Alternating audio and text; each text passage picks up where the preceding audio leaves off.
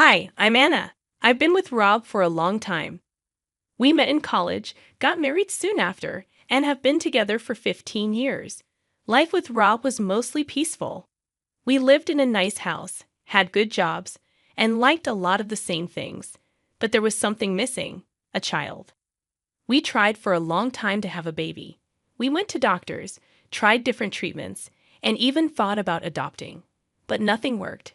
As time went on, not being able to have a child started to make us argue more, and our future didn't seem so bright anymore.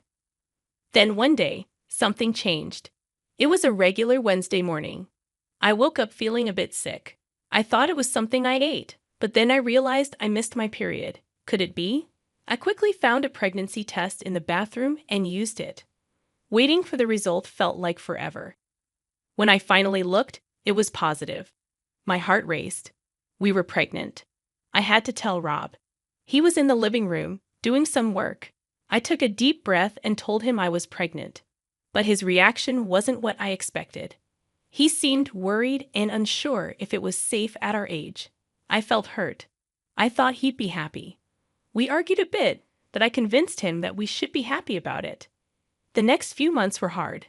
I was often sick, tired, and felt exhausted all the time. But I held on to hope that our baby would bring us closer together and make our future brighter. But every little kick from inside reminded me why it was all worth it. One day, after feeling particularly weak, I collapsed. Thankfully, Rob was home and rushed me to the hospital.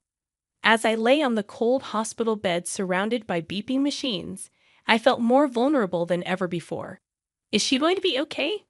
I heard Rob ask to Dr. Mitchell, his voice full of worry.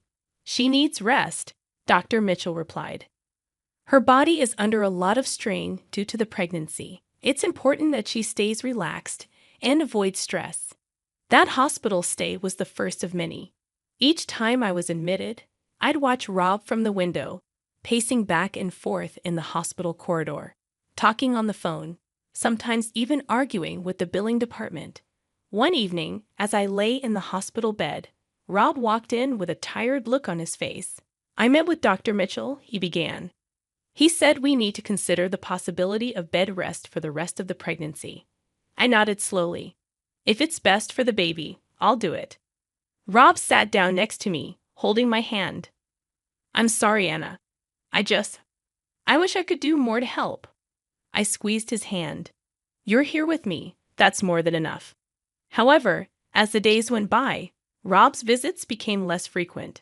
Sometimes he'd call. Other times he'd send a text saying he was caught up with work, but the distance between us seemed to be growing. During one of my longer hospital stays, feeling particularly low and missing the comfort of home, I asked a nurse if I could use the phone to call Rob. It's been 3 days, I said, trying to keep the tremor out of my voice. When he answered, I said, You haven't visited. I know, Anna. It's hard for me seeing you like this, he admitted. Rob, I need you now more than ever, I said. Silence. I'll try to come by tomorrow, he finally said, his voice distant.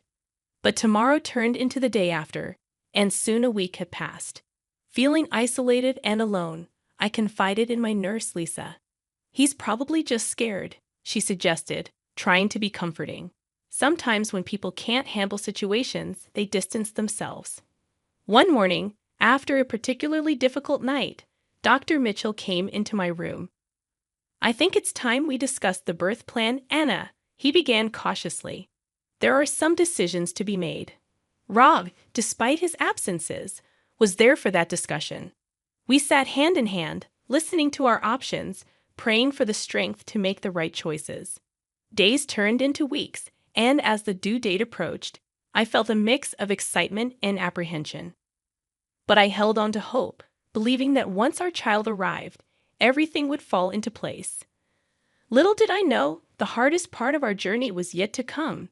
The first moments of holding my daughter, Emma, in my arms were moments of pure bliss. Her tiny fingers, her soft cooing sounds, it felt like a dream. But that dream was quickly shattered by Dr. Mitchell's grim announcement. Anna, Rob. He began with a heavy sigh. There are some concerns regarding Emma's health. We've observed some abnormalities that suggest she might have a severe condition. Rob's face turned pale.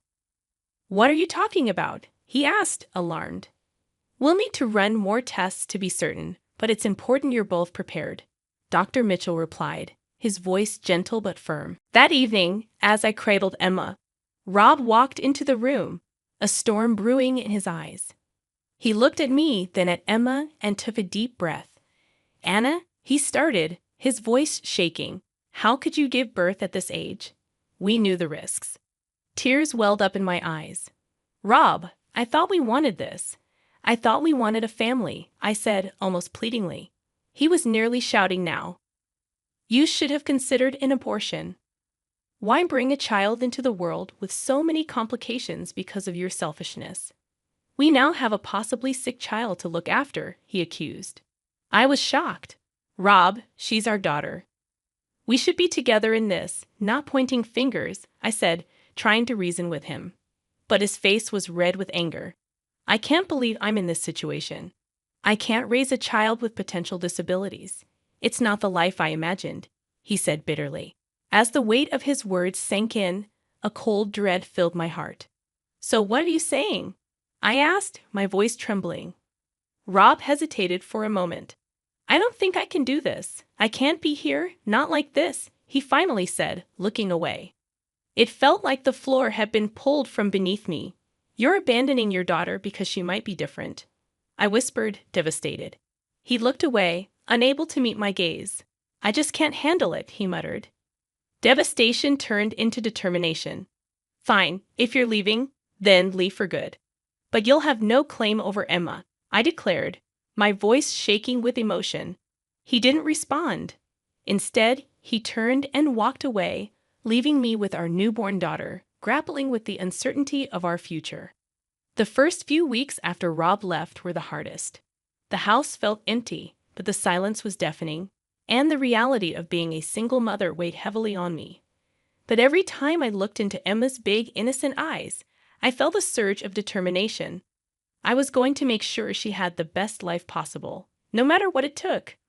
My sister, Linda, was a godsend during this time. She came over often, helping with household chores and looking after Emma so I could rest. One evening, as I was feeding Emma, Linda walked in, holding 2 mugs of hot cocoa. Anna, she began gently, you need to think about the future. Have you considered finding a place of your own? I sighed, looking around the home that held so many memories.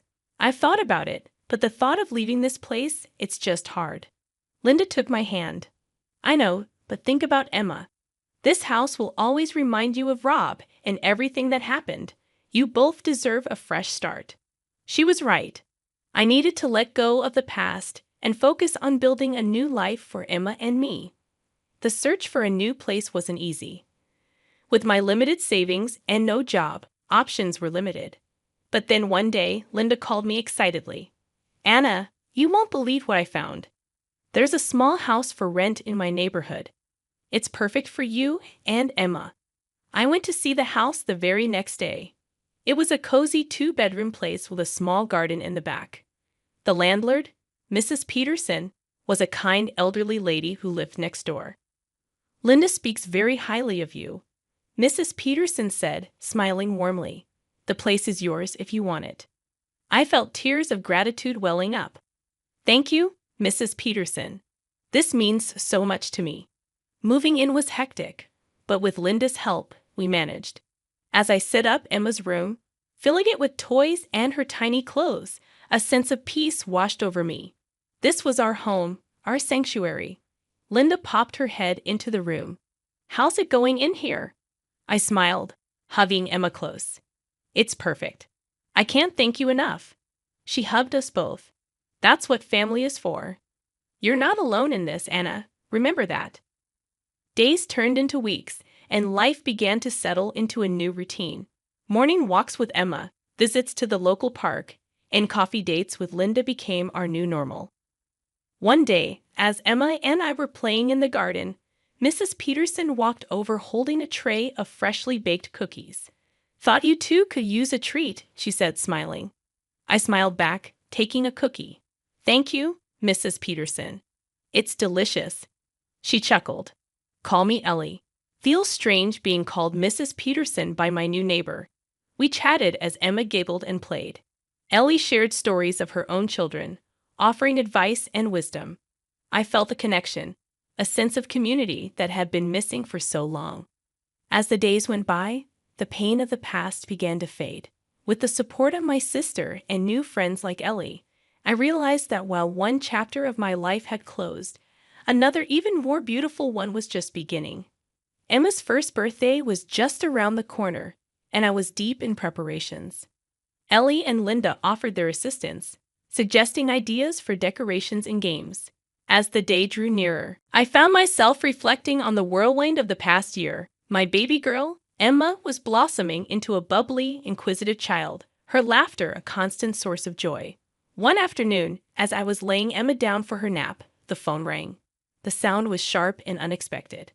"Hello?" came the familiar voice. It was Dr. Mitchell. I felt a twinge of anxiety. "Dr. Mitchell, is there a problem?" He hesitated, which only deepened my concern. "Anna, I need you to come to the hospital. There's something about Emma we need to discuss." I felt my heart in my throat. "Is she okay?" His voice was thick with regret. "Please come in. We need to talk face to face." Linda agreed to watch Emma while I rushed to the hospital. The drive felt much longer than it was, my mind racing with worst-case scenarios. Dr. Mitchell greeted me in his office, his usually calm face lined with worry. "Anna, I'm so sorry to call you in this way. My patience was thinning. What's going on?" Taking a deep breath, he began, "There's been a grave error. The initial test we ran on Emma after her birth got mixed up with another baby's." My confusion grew. "Meaning?" He met my gaze, his eyes filled with regret. "Emma is healthy, Anna. She doesn't have any medical condition. I can't express how deeply sorry I am." The weight of his words hit me hard. "You mean to tell me I've lived this past year under false assumptions? My life turned upside down because of this." His voice was barely above a whisper. "Yes, and it's my responsibility. I can't begin to fathom the pain this has caused." I thought of Rob, of the bitterness and the pain this mistake had caused. "It's shattered my life," I said. Dr. Mitchell looked defeated. "I know words can't change the past, but I'll do everything I can to make it right." I took a moment to collect my thoughts. I need time to process this. Driving home, a mix of relief and fury consumed me. Yet seeing Emma's joyful face as I walked in grounded me. She was my world, and she was okay. That night, Linda and I sat down, and I relayed everything. She was horrified. "Anna, what are you going to do?" I looked at Emma, peacefully sleeping. "For now, nothing. And I don't want Rob to know. He made his choice." Linda squeezed my hand. "You're strong, Anna. Remember, you're not alone in this." In the stillness of the night, I reflected on our journey. Yes, the revelation about Emma's health was bittersweet, but one thing was for sure. I would protect and cherish her regardless of the past. The swift passage of time amazed me. Before I knew it, Emma was already 5 and gearing up for her first day of school. My feelings were a whirlwind of pride, hope, and the natural apprehension of a mother. At breakfast a few days before school, Emma gazed at me, her eyes shimmering with anticipation. "Mom, will I be going to school like other kids?" I smiled warmly. "Yes, sweetie. In just a few days, you'll be starting." Her face lit up. "Will I find friends there? Will they like me?"